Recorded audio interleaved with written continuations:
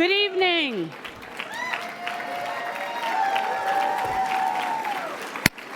Good evening, everyone. Welcome to the 2025 Conference and Book Fair in Los Angeles. My name is January Gill O'Neill. I am chair of the AWP Board of Directors. For accessibility, I'd like to offer a visual description of myself. I'm a Black woman with short hair, tonight wearing a denim suit. Go figure. AWP is a small but mighty nonprofit organization that amplifies the voices of writers and the academic programs and organizations that serve them, all while championing diversity and excellence in creative writing.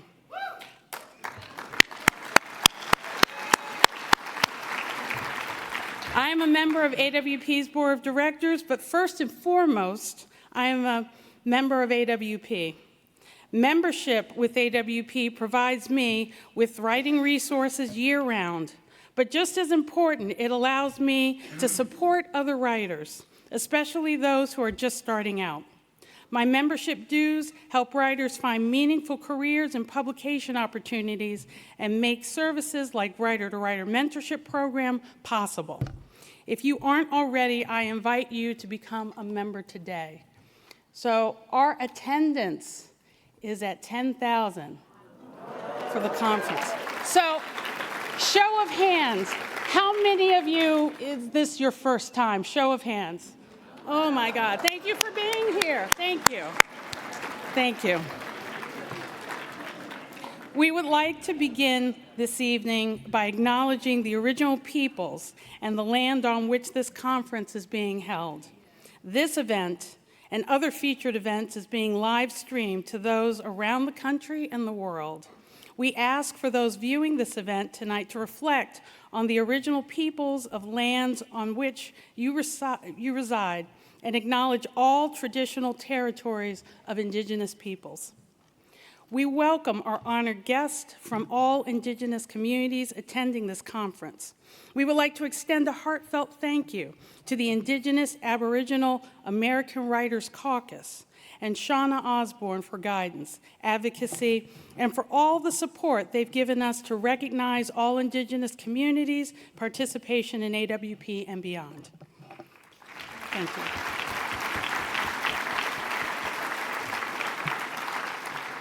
Now we want to welcome Wallace Cleaves. Wallace Cleaves is an Associate Dean and Director of the University Writing Program at UC Riverside and has served as Director of the California Center for Native Nations. His work, teaching and research center around the fields of composition, medieval literature, and Indigenous methodologies. He is a member of the Galliano Tongva Native American tribe, the Indigenous peoples of the Los Angeles area, and has served in a variety of positions on the Tribal Council, on the board of the Curravangana Springs Foundation, and he is currently the president of the Tongva Taravak Pasva Conservancy. Please welcome Wallace Cleaves.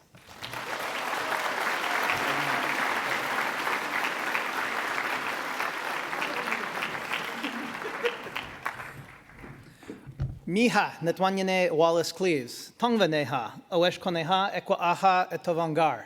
Hello, my name is Wallace Cleaves. I am Tongva, and it is good, I am happy to be with you here today in Tovangar. Tovangar is our name for the Los Angeles region and our ancestral Tongva territory that stretches from Catalina Island, Pimu, to us, in the west, to Riverside, Hurungna, in the east, and from Yoat, or Mount Baldy in the north, and stretching south down the coast to Pavungna, or Long Beach, and beyond to Aliso Creek. These are rough regional distinctions, and our borders with our Ahashiman, Tataviam, Cahuilla, and Chumash cousins are not as clear-cut as modern map boundaries would suggest. You can still see fragments of this indigenous landscape in place names like Tohonga, Azusa, and Cucamonga. But for many years, and in many books, we were portrayed as an extinct people. I am glad to say that this has changed in my lifetime. We now celebrate Indigenous Peoples Day in Los Angeles instead of Columbus Day. And our art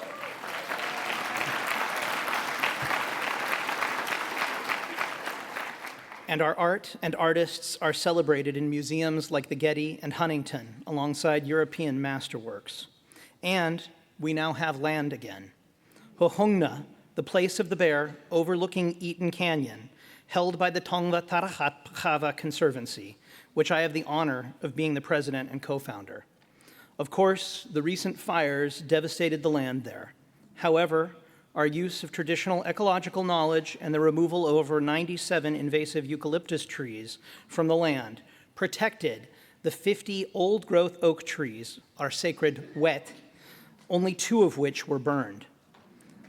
We lost 2 outbuildings, but we will rebuild. We know that while the fire can be destructive, it can also bring renewal. We will rebuild and rewild, and we will continue to meet and have community and ceremony on our land. And I've been asked to give a short reading, so this is from a piece I wrote several years ago called Mission Project, Activism on a Smaller Scale. If you didn't grow up in California, you might not know that in the 4th grade, students have traditionally had to do a mission project, culminating in the, those who know, culminating in the construction of a model of one of the 21 California missions. These projects were a terrible idea for a host of reasons. Few kids ever actually built their own missions. Either parents ended up doing most of the actual construction, or those poor kids whose parents had some combination of integrity or laziness that prevented them from doing the project for them, patched together something at the last possible moment. Years later, a variety of craft outlets started carrying kits that had all the ingredients and instructions for making one of the missions.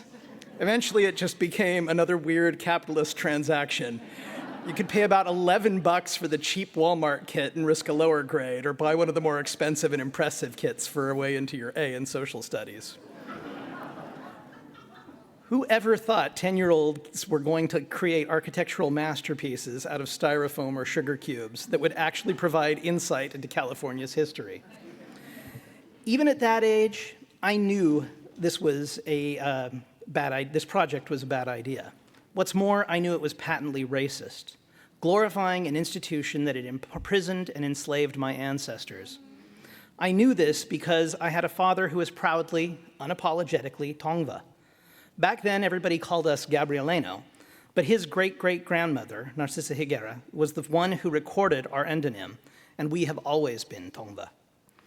When my class started the 4th grade unit on the missions, I too found my tribal pride and railed against the untruths and apologies in the textbooks with all the ineffective anger of a privileged kid who had never really had to suffer for his identity. I was pissed that they were lying about my ancestors in those stupid and cheesy books. In their world, the missions were all sunshine and light with a confusing bit of Christian evangelism thrown in. Everything was wrong, and I wasn't going to take it. With my father, I hatched a plan, my first little act of activism. We would turn the mission project into a statement.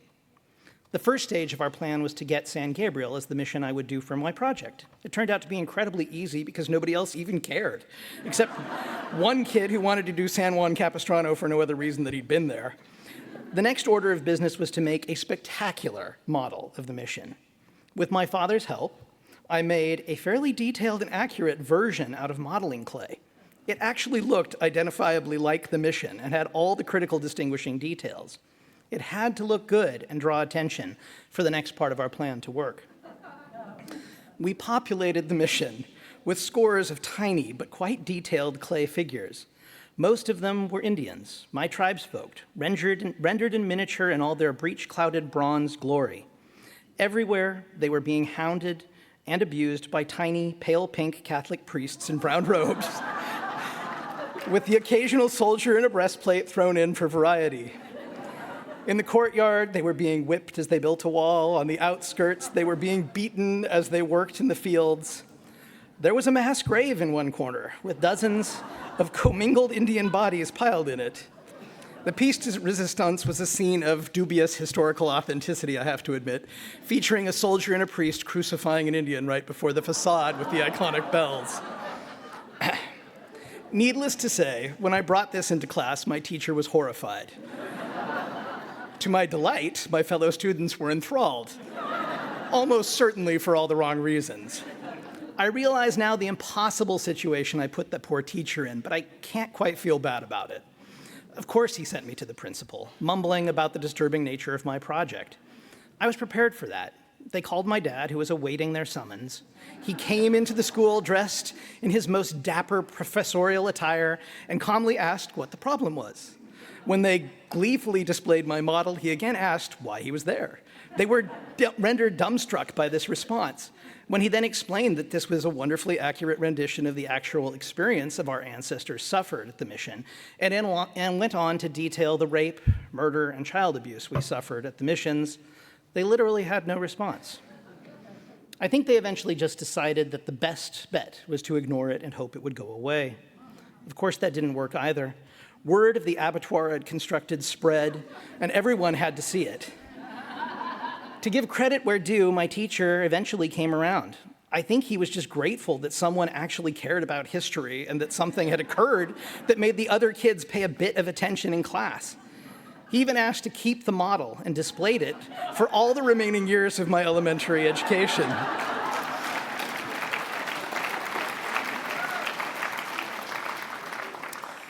This was my introduction to activism, on the smallest scales, both figuratively and literally. I'm not sure we changed many opinions or brought much awareness, but this memory still stands out as a moment of pride for me. Even more importantly, a moment when my father showed me what it meant to confront the lies that surround our colonized experience. It was a kind of modest protest that taught me the value of confronting false narratives. The project, with its fetishization of colonialism and its whitewashing of cultural and physical genocide, is inherently terrible, and I'm glad that it was finally banished from the curriculum in 2017. Yet, I am still troubled by its passing. Forgetting is more terrible still. Awesh Koneha, thank you.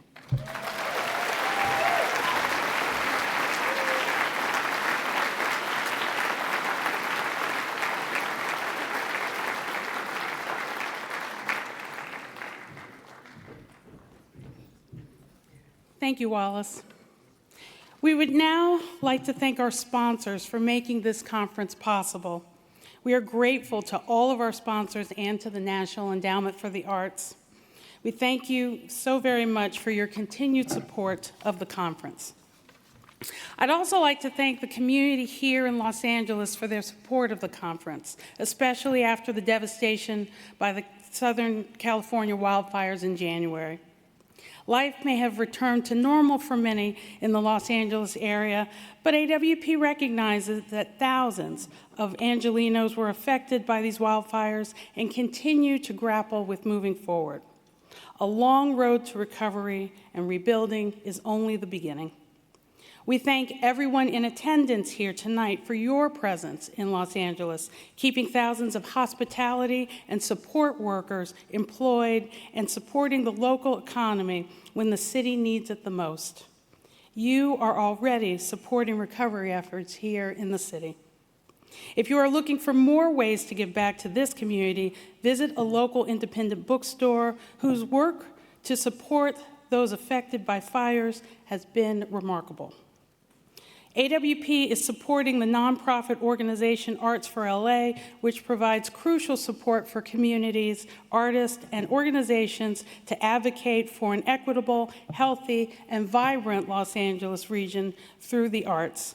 We invite you to check them out and donate if you can.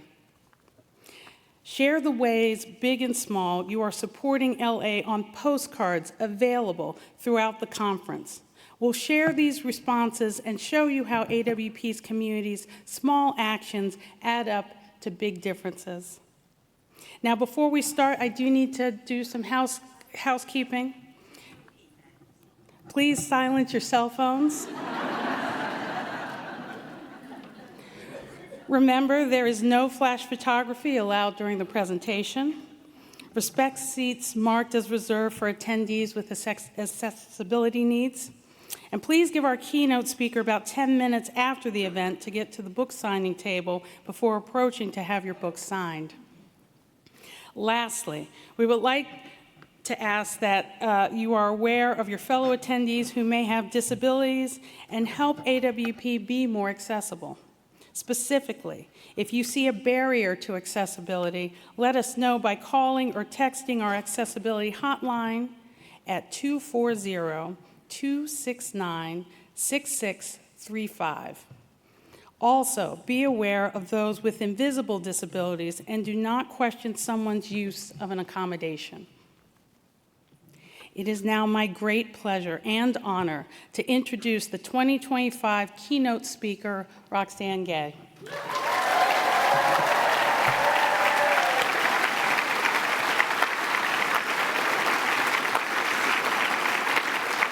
Roxane Gay is the author and cultural critic whose writing is unmatched and widely revered. Her work garners international acclaim for its reflective, no-holds-barred exploration of feminism and social criticism. With a deft eye on modern culture, she brilliantly critiques its ebb and flow with both wit and ferocity. Words like courage, humor, and smart are frequently deployed when describing Gay.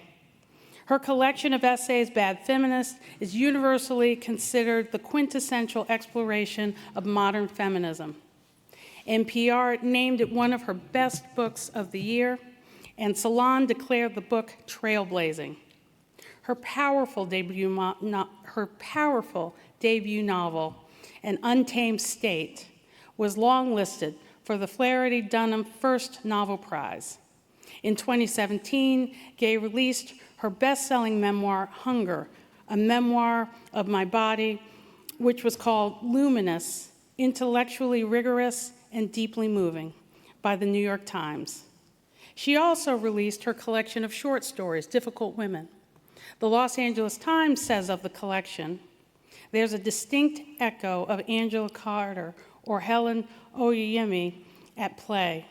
Dark fables and twisted morality tales sit alongside the contemporary and the realistic.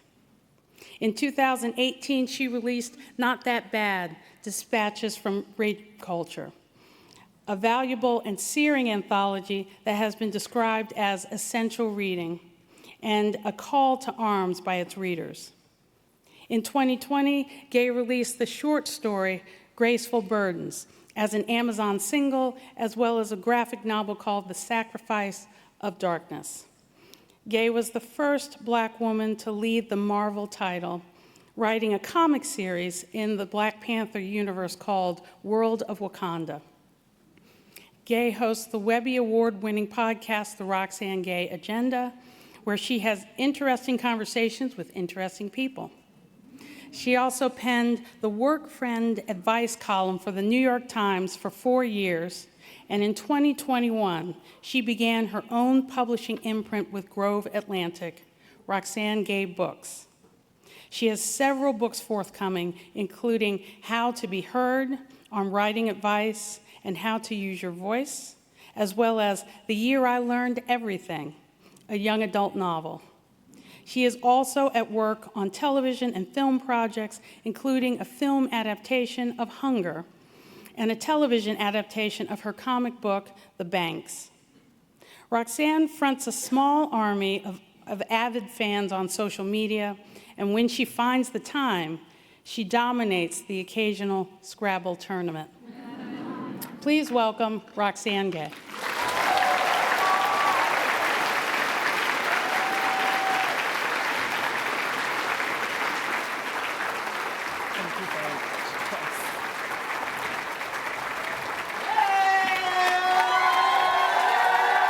Jericho. Hello.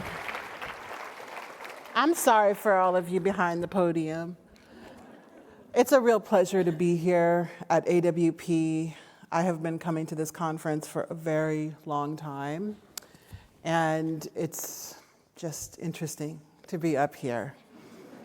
And thank you so much for that gracious introduction. I did not write that bio. My normal bio is Roxane Gay lives and writes in Los Angeles. And then the editor writes back, could you make it longer? No. But it is always a pleasure to share space with so many writers from such far-flung places. Or I suppose that's what I'm supposed to say. We are, for the most part, well-mannered people, so these sorts of talks usually begin with some niceties, some expressions of gratitude, perhaps a land acknowledgement as the one we heard today. And let it be said, we are indeed on the lands originally and still occupied by the Tongva, Tataviam, Serrano, Kizh, and Chumash people. We do these land acknowledgements as a gesture of atonement for sins for which there is no sufficient recompense other than undoing those sins, returning these stolen lands, and doing everything in our power to ensure that they are never taken again. And clearly there is a grave need for this. Our history has shaped our present. And when we lose sight of it, when we choose to forget it, we soften the ground for atrocities to happen over and over and over again. Right now, for example, Donald Trump continues to talk cavalierly about colonizing Greenland and Canada. He sounds like a madman, but he is deadly serious. And far too many people, far too many writers, are treating these deranged ambitions as legitimate. As I was saying, that's how things usually go, and then the speaker, in this case me, continues on to whatever it was that they planned on talking about. But these are not usual times. And though we are gathered here, and this is a time for community, we are yoked with a terrible burden of figuring out how to respond to the abhorrent path that this country is on. How do we resist? How do we fight? And as writers, we have to ask ourselves, what is the work of a writer when it seems like the world is falling apart? On January 6, 2021, my parents were here in Los Angeles at the home I share with my wife, Debbie. We spend a lot of time with my family, so their presence was not exceptional, even though the events of this day were. We were watching CNN in shock as the insurrection unfolded. We saw a mob of angry white men and a few angry white women and a few assorted others invading the Capitol building, intent on keeping Congress from certifying the election results with which they disagreed. It was a chaotic, bizarre affair. It was so antithetical to what we've long been told are American democratic values. It was a tantrum for all the world to see. In some ways, the mob swarming the Capitol seemed well coordinated, but then there were moments when it was clear that this was not, for most of the participants, a particularly well thought out endeavor. They wandered throughout the building, they waved their flags, they caused mayhem, they made threats. They vandalized congressional offices in very unimaginative ways. They tore and tore and tore at the long fraying fabric of democracy, and they did so gleefully. Many of the mob crowed about what they were doing on social media. They were proud. They wanted everyone to know that they were part of such a fateful event. I was disgusted by what I saw, but it felt inevitable. An attempted insurrection was the only possible outcome after years of a politician bending the reality of his millions and millions of followers to fit his narrow and profoundly ignorant worldview and his many bigotries. This was the inevitable outcome of naming everything that conflicted with that worldview fake news. This was the inevitable outcome of a politics of grievance. This was but part of the price that we were all destined to pay for one Black president out of 45. But what I remember most about that day was my father, who spent most of his early life in Haiti living under the Duvalier regime. François Duvalier, or Papa Doc, was the president of Haiti for 24 years. He was an autocrat through and through, ruling the country through violence and force. He had a secret police force, the Tonton Macoute, who did Papa Doc's evil bidding and helped him hold on to power through corruption, torture, sexual violence, and murder. He made changes to the Haitian constitution to consolidate his power, going so far as to name himself president for life. When Papa Doc died in 1971, his son Jean-Claude, who was only 19, became president for life too, and he would rule for 15 years until his regime was overthrown. Jean-Claude, or Baby Doc, continued his father's authoritarian work, continued to wield the Tonton Macoute as his personal death squad, and robbed the country blind so he could live lavishly while ignoring the abject poverty of the very people he was meant to lead. My father, who was born in 1946, knows intimately about the ills of authoritarianism and unchecked political power. He knows about people being disappeared from their homes in the middle of the night or in broad daylight.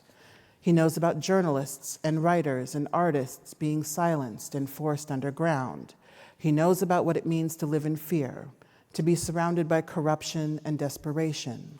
And what chilled him on January 6th was seeing that all of these things he knew so intimately were playing out here, in this country, that always frames itself as exceptional, as a paragon of democracy.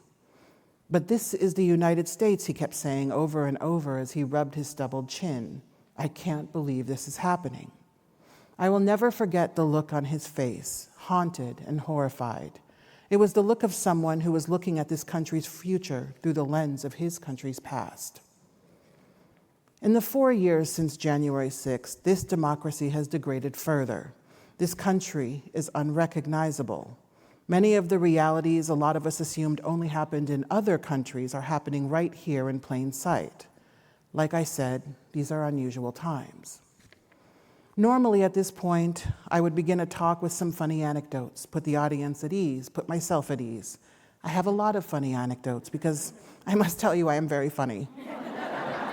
And I love sharing my funny anecdotes. But I am struggling. I am overwhelmed. Every hour of every day, we are bombarded by truly horrible news. We are seeing this country and the institutions that serve its populace being dismantled with ruthless efficiency by a figurehead president, a drug-addled billionaire, and all manner of Christo-fascist sycophants and village idiots.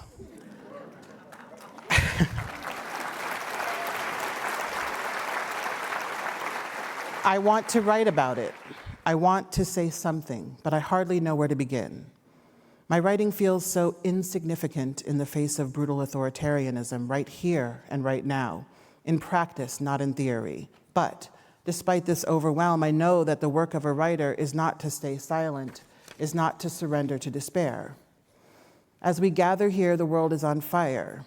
In parts of the world, that fire is literal and lethal.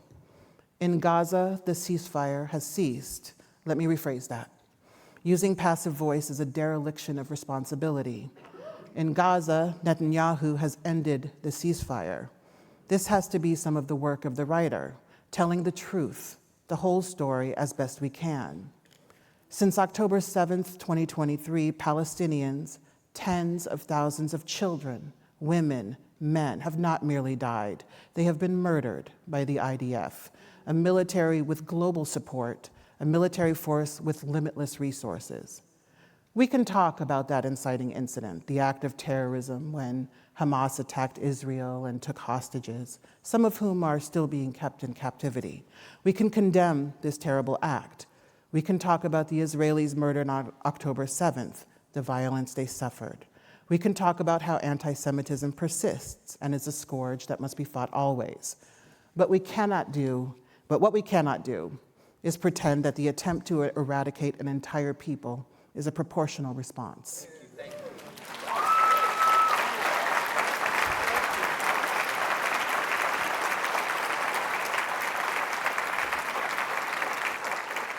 We cannot pretend that it is anti-Semitic to point this out. The IDF...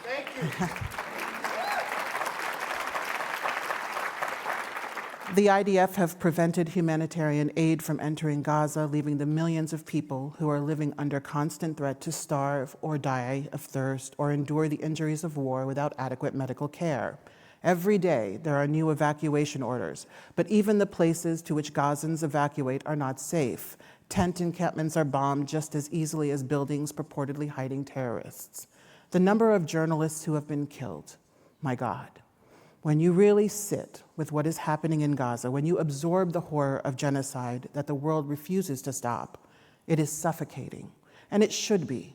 We should not be afforded the luxury of breathing freely when so many lives are being stolen right in front of us. But when people protest genocide, when they speak up in defense of the defenseless, and they are on a valid visa or are naturalized citizens instead of birthright citizens. They are disappeared. Their visas are taken away. They are accused of aiding and abetting terrorists. Mahmoud Khalil taken from his family for exercising his legal right to protest an unambiguous atrocity. He is being held indefinitely, likely to be deported. Yoon Soo Chung, another Columbia University student, was almost arrested and deported and is now suing the Trump administration. She too is a naturalized citizen. She too dared to protest in support of Palestine. Rumeysa Ozturk was walking down the street in Boston and was stopped by a masked, plainclothes law enforcement officer and taken into custody. Several other officers similarly garbed showed up, and she was disappeared to a Louisiana detention facility. Donald Trump, it seems, has his own Tonton Macoute. Ozturk was doing the work of a writer. She co-wrote an op-ed for the Tufts Daily, articulating demands for the administration, advocating for Palestine, and pleading for change. This was her right. She was doing that work of a writer, standing up for what she believes, exercising her freedom to speak. And now she and several others are paying a terrible price, because we no longer have even the semblance of checks and balances. There is little that we can seemingly do to stop any of this. But as writers, we can refuse to look away. We can refuse to obscure the depravity of crushing dissent through deportation. We can use our voices to speak the truth that none of us are free until all of us are free. These are, thank you. These are unusual times, but here we are at AWP. The world is on fire, but I guess life does go on somehow. I first attended AWP in 2010. I hated it. I absolutely hated it. There were so many writers everywhere, and they were impossibly chic, and that made them even more intimidating. Their eyeglasses were particularly sophisticated and uniquely shaped, as were their shoes, often pointy and heeled. I kept getting lost because the book fair was in like 4 different rooms. I didn't know anyone, and I spent far too much money I didn't really have because, let's be real, this conference is hella expensive for writers when a university isn't subsidizing your attendance or you're not affiliated with the university at all. Jericho, please follow me everywhere. It was impossible to attend every event, every panel, every reading and party I wanted because while time may be a construct, it was also finite. I was too shy to approach the writers I very much wanted to approach, and there was a particularly sad incident at one magazine's book fair table where I tried to purchase the magazine, and the sunglasses indoor-wearing graduate student slouching behind the table couldn't be bothered to feign alertness or take my money. I saw how writers often looked hungrily past you, hoping to catch sight of a writer who was actually important. Sometimes I was that writer staring hungrily too. This is a familiar story for many of us. We are removed from the solitary confines of our regular writing lives and thrust into a convening of 10 or 12 or 13,000 of us, sweaty and nervous and wanting to be seen and wanting to be invisible. In those early years, I wanted so badly to feel like part of a writing community because I had been searching for one my whole life. I'm the only writer in my family. Until my books were finally sold in Barnes & Noble, my writing career was largely theoretical to the people closest to me. They don't know Black Warrior Review or Passages North or Ninth Letter. They don't know about micropresses. They don't care. They understand wanting to be published, but don't really understand how futile an endeavor that feels like when you're just a girl from the Middle West who doesn't know anyone in New York that she isn't related to. And so, AWP was not about networking or peacocking or even any of that kind of stuff. I was just trying to find other writers like myself who were ambitious and lonely and had things to say but weren't sure anyone was interested in listening. And fortunately, I found those people who have been the cornerstones of my writing community both then and now. In many ways, we grew up as writers together, learning about the work of a writer through trial and error and the occasional success. What matters most is that we persisted. And when we got, for example, an acceptance to a small magazine or a fancy magazine, we celebrated these victories with equal excitement. We had the most epic Google Reader group. And I think of it nearly every day because it was such a powerful touchstone. And Google really needs to pay, not only for their evil misdeeds, but also for getting rid of Google Reader. In the ensuing years, I started publishing pieces in some small magazines and writing for this and that website. And finally, AWP became more enjoyable. I grew more realistic about what I could reasonably accomplish across 3 days of literary debauchery. I tried a bit harder to actually talk to people instead of staring into my phone as if I was conducting very important business anytime someone else was in my vicinity. I sat on panels, I shared my work in countless off-site events where 5 or 8 or 10 writers stood in a small square space in a cramped bar and tried to impress our peers. And there was always like a lanky bearded man who understood 7 to 8 minutes to be 15 to 20 minutes. You all know who he is. I discovered the white people dance party. Oh, the dance party. A delightful spectacle of people dancing awkwardly and sweatily to popular music, not a care in the world.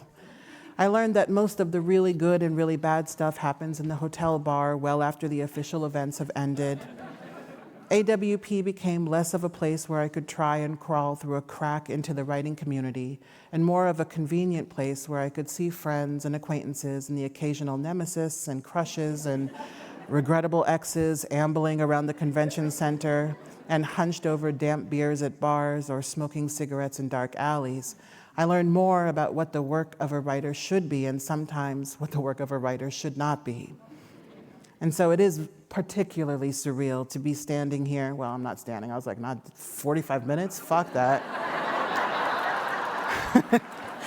It's surreal to be sitting here tonight. Never in my wildest dreams could I have imagined such a thing. Who I am today as a writer began with a broken heart. On Valentine's Day 2004, the woman with whom I was in a relationship that we didn't really call a relationship sent me an email ending things once and for all. I know.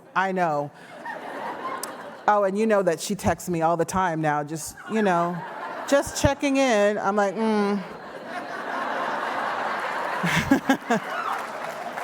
check elsewhere.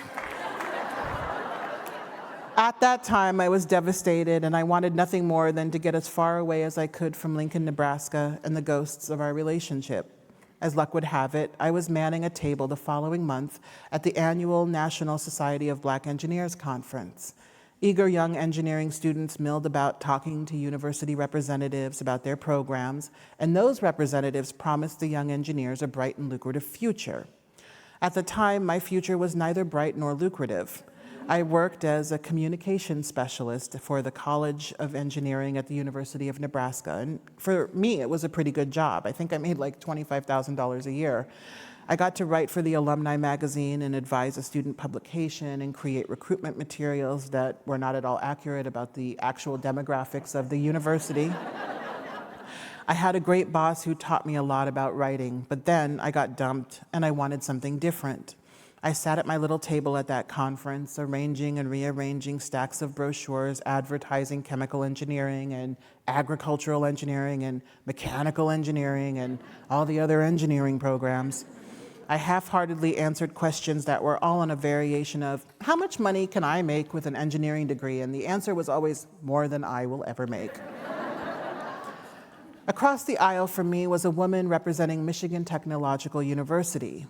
During lulls, we got to talking, and before long, she convinced me to apply to a PhD program in rhetoric and technical communication at her university. I knew nothing about that field. I knew nothing about Michigan Tech, but I wanted to run away.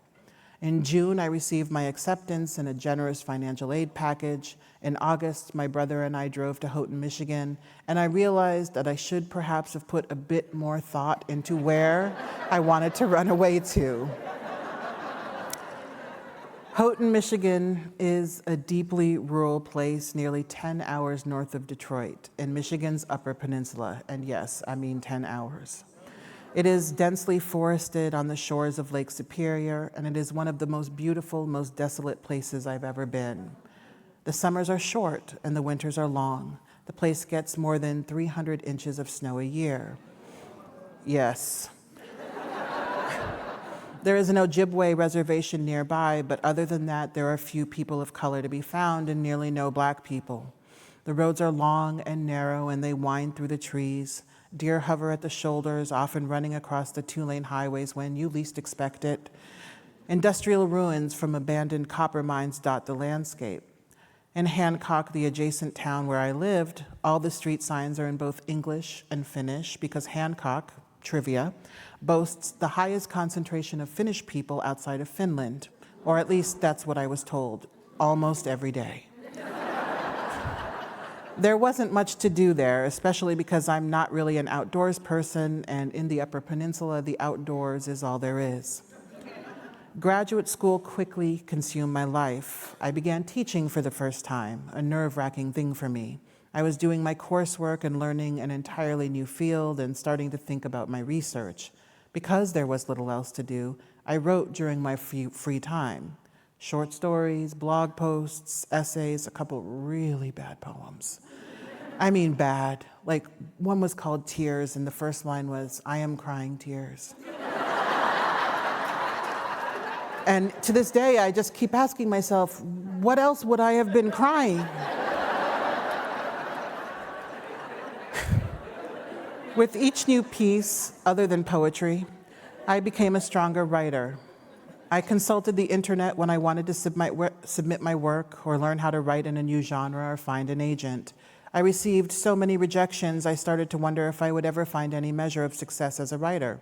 I considered giving up. I tried giving up, and then I wrote even more.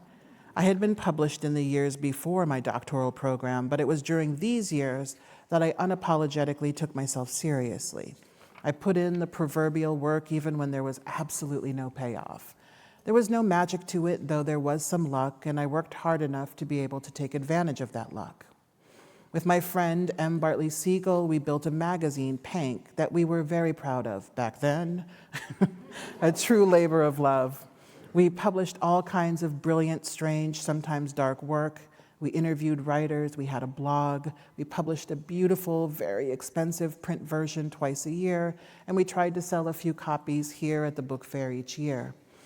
During these years, I learned that the work of a writer is to be relentless and to write and write and write. We lose sight of that sometimes. Social media is great, and then it is terrible. You are connected to so many other writers, and yes, there is fellowship and fun, but if you spend too much time online, it makes you covetous, it makes you bitter, it makes you forget that writing isn't what people talk about online. That's only the great stuff, the residencies and conferences and book deals that I promise you are not your book deals.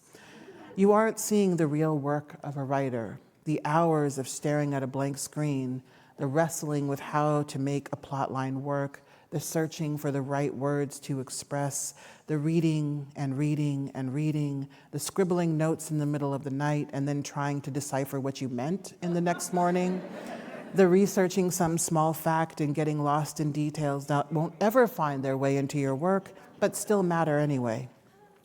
You aren't hearing about the rejections and the editor of a magazine you're dying to publish in who tells you to maybe wait a few days between submissions after you receive his rejections. True story. You don't hear about the books with disappointing sales that somehow fall through the cracks despite all the work you put into them. You don't hear about the critical reviews where you memorize particularly stinging lines and start to doubt yourself and wonder if you're really as terrible as the reviewer suggests. Like, no, that bitch was wrong. But these things happen to every writer, and it is part of the work, this recognizing that writing isn't always easy, and failures happen more than successes, and sometimes it's incredibly lonely, but you do it anyway. You write and you write and you write, especially in unusual times like these. I read Paris Review interviews studiously because they're always so richly detailed, perfectly composed, and didactic.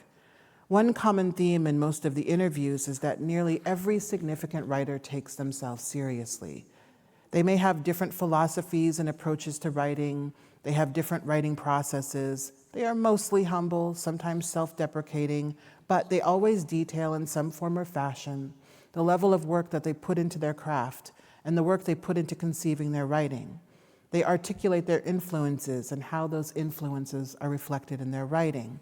They articulate They don't provide pithy answers about happenstance or treat writing as some casual affair. They don't say, I published this thing, and dismiss all of the effort that went into the work. I respect that willingness to say, my art is not accidental. I appreciate the willingness to acknowledge that practice demands effort.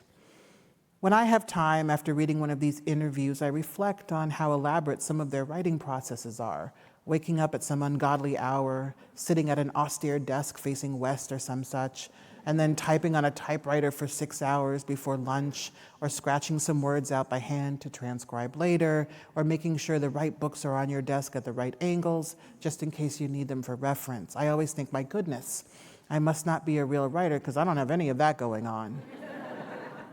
When I write, I generally sit at my couch with a laptop in front of the TV and I just do my thing.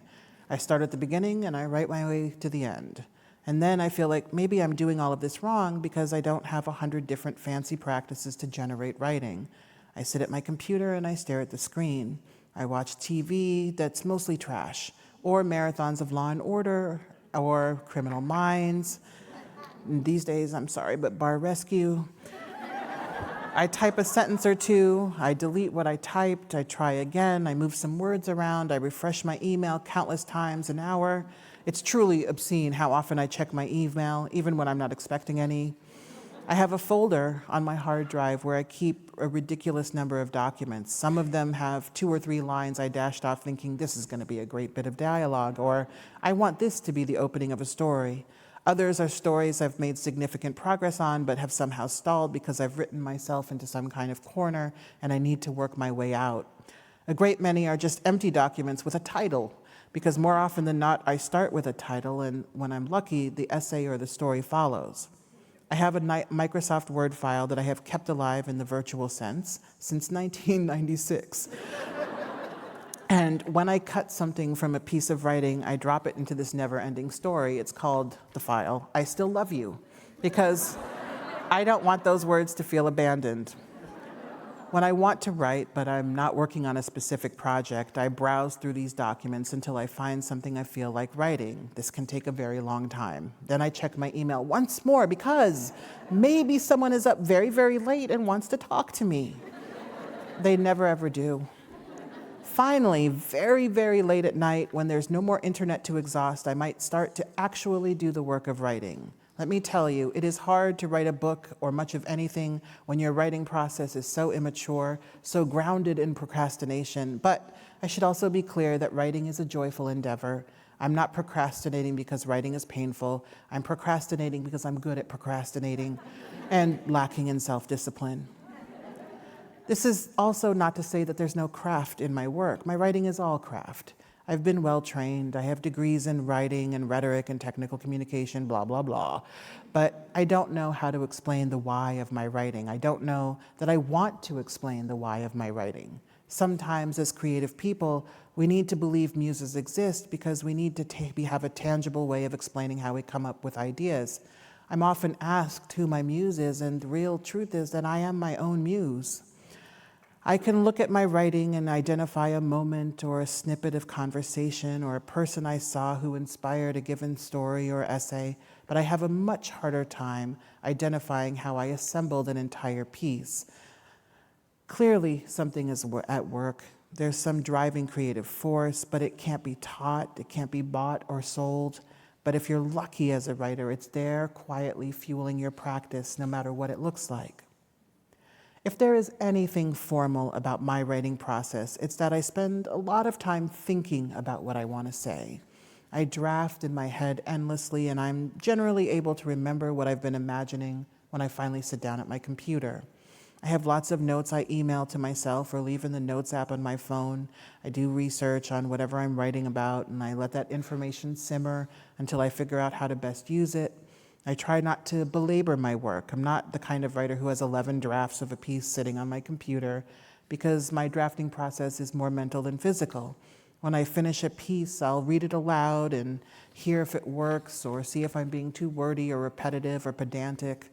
And I try to see if I'm just making sense or telling a cohesive story. I revise as I go, and then that's that.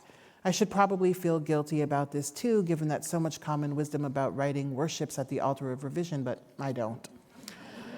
I take the work of being a writer seriously, but not too seriously, and that feels like the right balance. Now, I'm not an animal person, but when I met my wife, Debbie, she told me she had 2 cats that she had adopted just a week prior to our first date. Timing is everything. She knew I was allergic and wanted to know if the cats were a deal breaker, but this was a first date, so I wasn't thinking about deal breakers. I was mostly just intrigued by this woman sitting across from me and trying not to do anything too awkward or embarrassing. I did not succeed. At some point during our conversation, I spilled a glass of water on her. It was mortifying, but thank God it wasn't wine. But what I did know is that I wanted to see her again, so I told her the truth. I said, that's why Benadryl exists. If she was the right person for me, I was more than willing to risk perpetual drowsiness to make a life with her. Our cats are named Theo, who's the good cat, and Lou, who's the evil cat. Theo is basically a dog in a cat's body. He loves cuddling and laying on Debbie and baking biscuits and jumping onto high surfaces and drinking water. He sheds so much, just so much. But let's get back to the water. He's obsessed with water. We have to give him water from the sink every time we go into the bathroom. He can be on any floor, and he will run down to the bathroom when he hears the water turn on. Sometimes this causes problems, like this one time when he turned the water on in the bathroom and flooded the house while we were sleeping. It was very expensive. I almost put him outside. Lou skulks around the house, caterwauling all the time. Sometimes I call him Roberta Flack because he sounds like he is strumming his pain with his fingers.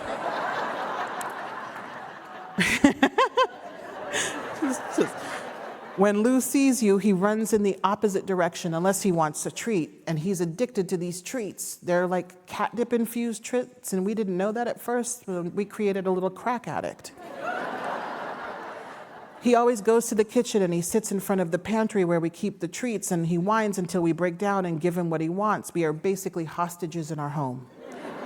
But when we open the balcony door in our bedroom to enjoy fresh air, the cats sit together, their tails lolling gently side to side as they watch the birds flitting back and forth across our backyard. They will sit for hours, completely still, utterly transfixed. Every time I watch them watching birds, I think, I want to write things people are as invested in as these cats are in the daily backyard bird saga. That is the work I want to do. If you're a fiction writer, you will inevitably be asked, when do you plan to write a novel? If you don't have an answer to that question, or if the answer to that question is, I have no idea, or never, other writers will look at you strangely. Agents will look at you strangely. Editors will look at you strangely. There is an expectation for fiction writers that your primary ambition is to produce novel-length work, despite a creative writing system that, for better or worse, focuses primarily on the craft of the short story. Most advice about finding an agent implies that if you don't have a complete novel draft or one well underway, you shouldn't even bother with seeking representation because short story collections don't sell. This mantra is repeated over and over, although there is ample evidence that short story collections exist and you can publish them. Certainly it's more challenging, particularly with bigger presses, than publishing a novel, but short story collections sell, people read them. Nothing is ever as dire as the rhetoric implies until, of course, you have written nothing but several short story collections, and they are sitting quietly on your hard drive gathering virtual dust. For a long time, my answer to any question involving when I would produce a novel was, I have no idea. I love writing short stories. Fiction is my first love. I would be perfectly content to only write short stories for the rest of my life. I think of myself as a fiction writer, even though literally no one else does. Still, when among writers, talk often turns to this grand idea of a career, and many people believe that you cannot truly have a career unless you're George Saunders, as a fiction writer, unless you have produced a novel or 4. When I thought about that question of when, before I wrote my first novel, I wondered if it was something I could even do.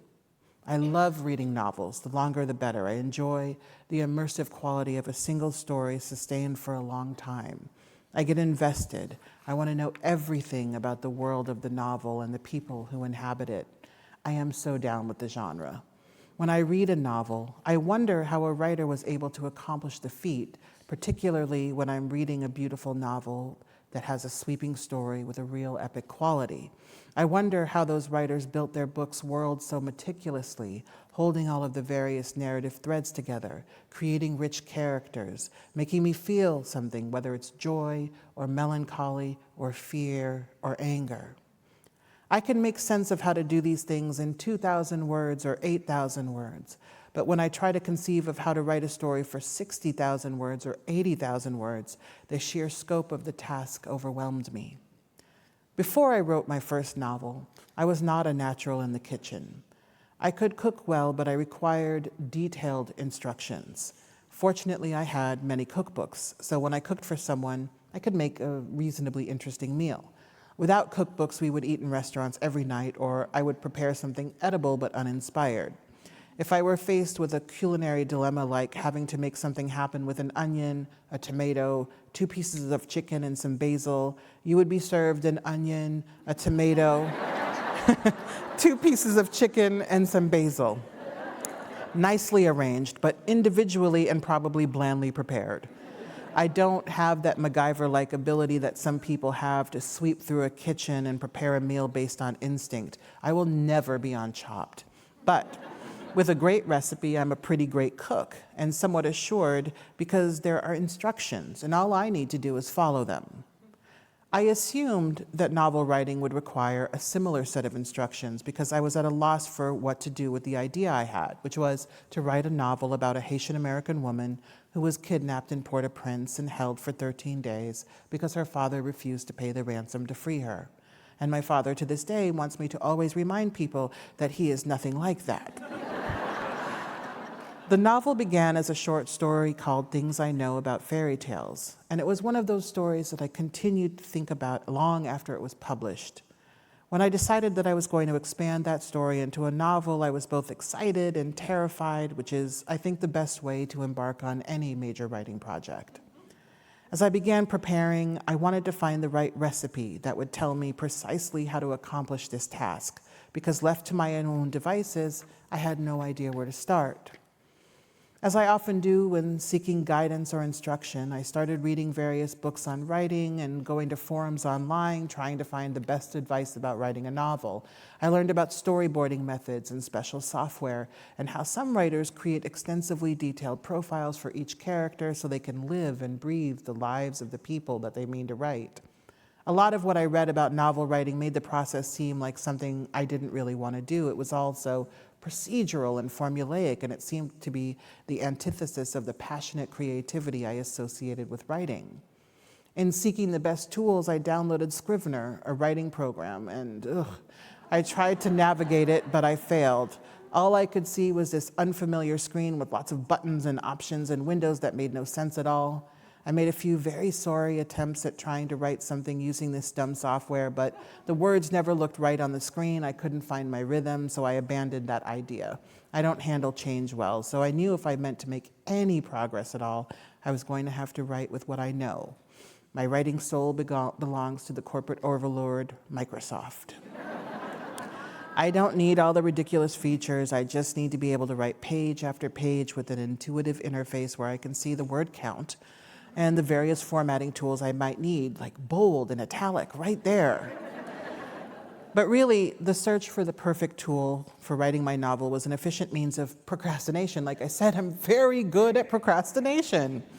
And then for months, I opened the same Word file and stared at the screen blankly and hoped I would magically figure out where to start. Nothing came. I could never get past the 4,000-word mark. My agent regularly asked me how my novel was coming along, and I assured her, I'm working on it. That was true. I was theoretically working on it, or at least I was trying to work on it. I knew the story I wanted to tell, but I did not know how to approach the beginning, the middle, or the end. It was a pretty miserable time within the context of self-imposed voluntary misery. There were also so many logical questions. How long should a novel be? There are a million different answers to this question online, but the most common responses I found were between 80,000 and 100,000 words. Now, I prefer to write in single-spaced, unindented paragraphs. Would that be an acceptable way to submit a manuscript? How long should a chapter be? How many chapters is too many chapters? How do you number chapters during the drafting process when certain sections might be moved around? Is it acceptable to use multiple points of view? What if certain chapters adopt an experimental format but are interspersed with more traditional prose? Is it really true that every chapter should be self-contained and readable in its own thing? Do you have to write from beginning to end, or can you jump around and pull it all together at the end? How do you pace a novel? How do you keep track of narrative continuity, plot threads, characters, timelines? How explicit is too explicit when writing about violence or sex? Is it okay to leave gaps in the narrative that the reader can, if I do my job well, fill in for themselves? How on earth does Joyce Carol Oates write so prolifically and then have time for Twitter? There is lots of advice on novel writing, but I struggled to find satisfying answers to my questions, most of which were about the practical aspects of building a novel. I did not need inspiration or to be told I could write a novel. I was looking for how. In Haitian cuisine, there is a tomato-based sauce that is served with almost everything. If we sit down to a family meal and there's no sauce on the table, my father will ask, "Where is the sauce?" And if there is none, my mother would cut him a withering look, answering his question quite sharply. He can't help himself. Sauce is serious business, and most Haitian women have a recipe that they learned from their mothers, modified for their own tastes. No two sauces taste the same. Both of my grandmothers had different recipes. My aunts all have different recipes. I even have an uncle with his own recipe. The one common feature is that all of their sauces taste amazing. Mine is okay, and it's getting better, but I haven't yet perfected my technique. Before my mother died, every time I wanted to make this sauce, I called her and I asked for the recipe, and she patiently recounted the ratio of tomato sauce to water, what to do with the thyme and fresh parsley, olive oil, how to cook the onions and peppers so they remained crisp. I pestered her to write this all down because I wanted that specific set of instructions, but she refused. She said that's not how it works. I noticed that her instructions always changed from one call to the next. And I always felt like she was probably leaving something out. One day when I couldn't get a hold of my mother because she was in Port-au-Prince and phone service was erratic for some reason, I had to fumble through making the sauce myself. I assembled all my ingredients on the kitchen counter, and my dinner companion waited patiently. I had a vague sense of how to proceed, but the task still felt somewhat impossible. I did my best, I trusted my instincts, and each time I tried to make the sauce subsequently, I was more confident, and the taste of the sauce indicated that I was indeed learning something. There came a time when I knew I needed to stop looking for how to write a novel and fumble my way through, trusting my instincts. I just had to write it. So I started writing what I felt like writing, when I felt like writing, and how I felt like writing it. I jumped all over the place. None of my chapters were numbered. I began each new chapter with the word chapter. So when the time came, I could add the correct number. I didn't take notes or create an outline or a timeline or otherwise plot anything out. What I did do was write this dumb novel every single day for hours. And I made that the one rule that I would stick to. Fortunately, most of this happened during the summer after my first year of teaching. I was living in Charleston, Illinois, where I knew a few people and there was nothing to do. How do you write a novel? Well, you put yourself in a situation where you are beholden to no one and have few distractions. This is not realistic for most people. It's not even realistic for me anymore. But still, it does work. I regularly read what I wrote and revised as I went along so that I could always feel like I was making progress.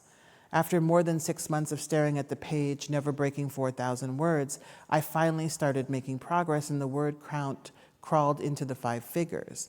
I learned that when you break 100,000 words, you can no longer see the word count on Microsoft Word, and that was devastating to me.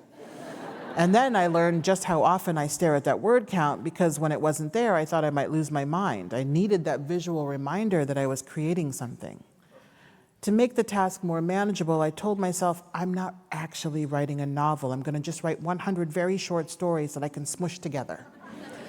It helped to conceive of the project in this way because I had written many short stories. That was something I did know. Finally, after a few months, I finished a very long short story that you might call a novel, a far longer story than I ever thought I could write. Knowing that first draft was finished, which wasn't very good, was a surprisingly good feeling.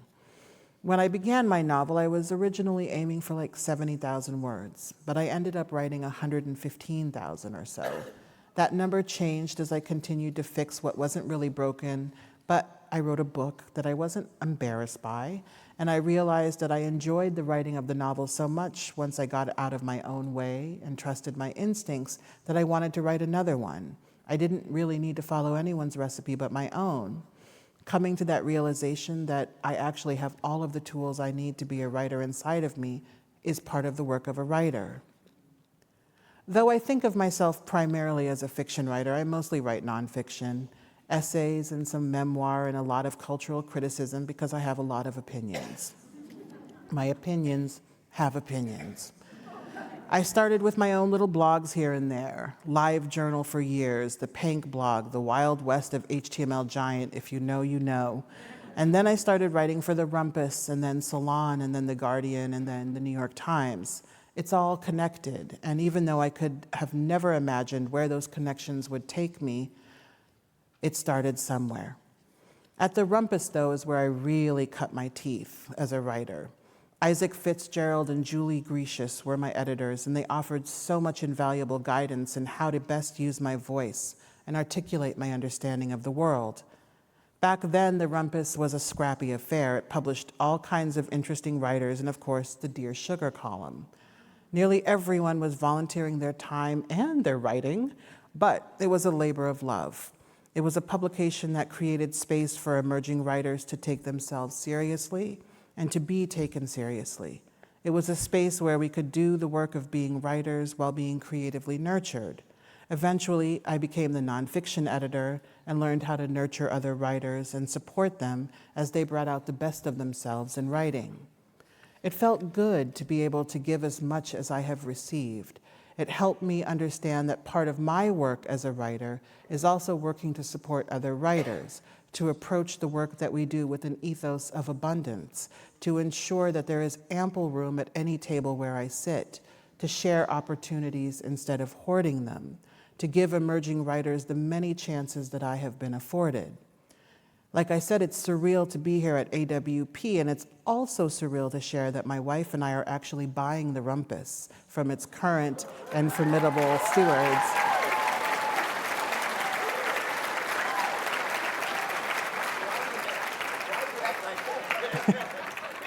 We're buying it from its current and formidable steward, Allison Sinclair, who has kept it in very good stead. It feels like coming full circle, but really it's another beginning, a new adventure. These are unusual times. These are bitterly cruel times. In Gaza, a genocide. In Haiti, gang violence concentrated in the capital, which is, of course, the most populous city. In Sudan, war and displacement. In Ukraine, war and displacement. In the United States, fascism, rank incompetence, unfettered bigotry, the people in power targeting the most vulnerable communities, immigrants, trans people, people with the good sense to recognize how ugly those stupid Tesla trucks are.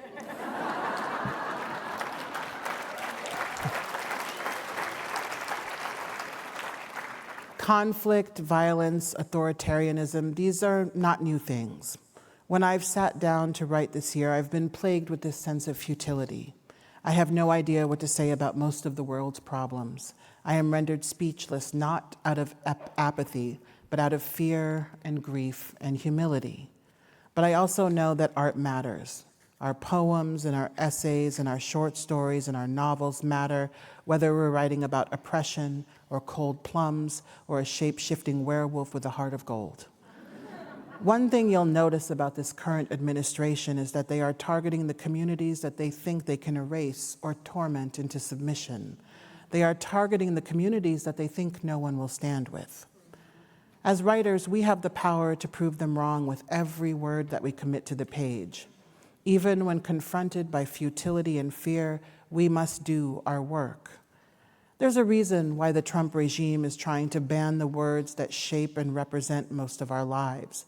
There's a reason why so many of his sycophants are trying to ban books that reflect our lived experiences. They know what we know. The pen is not mightier than the sword. The pen is the sword. Thank you.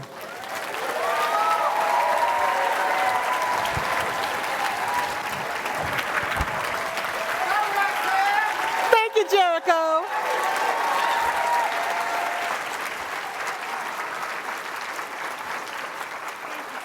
Thank you.